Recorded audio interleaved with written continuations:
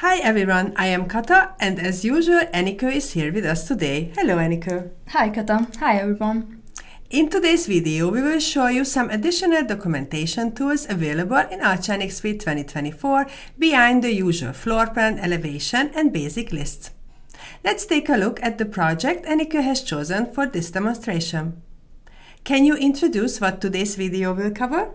Of course. Those who watched our previous video know that this is Kristina Várnagyi's final thesis project, where she designed a building for a family of 4. She included both real market products and custom furniture made by a carpenter in the design. We will be reviewing the documentation for these. We will touch on 4 main topics. First, we will look at an exploded view. Then we will see how to price the products used in the software, for example this cabinet. Then we will create a detailed Excel list and finally generate a price shopping list. That's fantastic. This really speeds up the process of creating project documentation.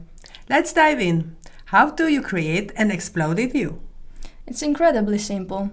First I delete the final result, and then under the documentation tab we will find the quantity takeoff. Let's choose cabinet exploded view and create, and then just select the furniture that you want to see in this type of view. This exploded view is very useful for showing the relationship between the different parts of the furniture, and it's created as a group, so if we want to edit it, we need to enter the group. This really clarifies the construction of the furniture. Now let's see how to price the furniture. In the floor plan or the 3D view, select the item you want to price. Here we have a built-in refrigerator in the kitchen. Select it with 2 clicks and then go to Edit Beam Parameters setting. And in the price line, write the price in, which will be 213,000. And then with OK, we are ready. Okay, that doesn't seem too complicated, but let's try another example. Okay, but this time let's do it in the 3D view. Let's go to the children's room and let's price one of the cabinets here.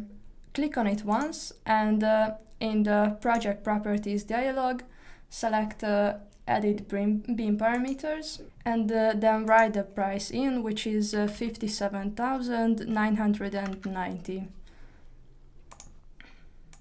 Confirm everything with OK and we are ready. Now let's see where we can see the prices in the documentation. What lists are the furniture and materials used with the set prices? The detailed Excel list does exactly that. So essentially the program creates the consignment for us? Exactly. How we can export that from the program? Under the documentation tab, select the quantity takeoff and then the Excel list. Then here select interior calculations. Here you can select which elements to include in the list. And if you don't want to include items from hidden layers, check this box. Then confirm it with OK and let's see the result. So, there are data across multiple tabs. What do we find on them? The first tab shows us the project's basic data. On the Furniture Summary tab, all the furniture is listed. The next tab shows what materials are needed, specifying with their dimensions. Then instead of listing them by item, we get an overall summary of material quantities. Finally, we have the list of market products listed on the last 2 tabs. I see the program lists the items with their quantities and prices, then totals the costs. Yes, we can see these details here. However, if we want to focus solely on the costs, there's another feature in the program that creates a furniture shopping list. If I am not mistaken, that's created in the same place as the exploded view and the Excel list, right? Yes, because it's also part of the documentation. Let's select quantity takeoff and the furniture item list here. I want the program to list all the used items, so I will accept this as it is. Once it's generated, we see that it includes the basic project data on the header, which can be edited, of course. Below that is a long list of every item we used in the design. From here, everything is editable.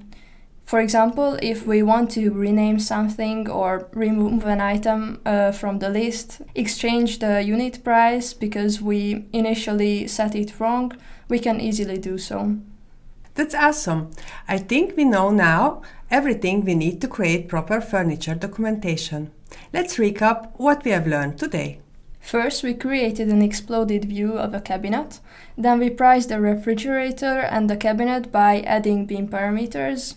After that, we generated a detailed Excel list where the program compiled the materials and objects used based on various criteria. Last, we created a price shopping list which summarized everything we need to purchase. I have to say, each feature is extremely useful. To make your documentation as detailed and clear as possible, I recommend to use several of these features. Exactly. That brings us to the end of today's video. By following these steps, you will be able to add this into your project documentation. We wish you good work and have fun. Goodbye! Goodbye!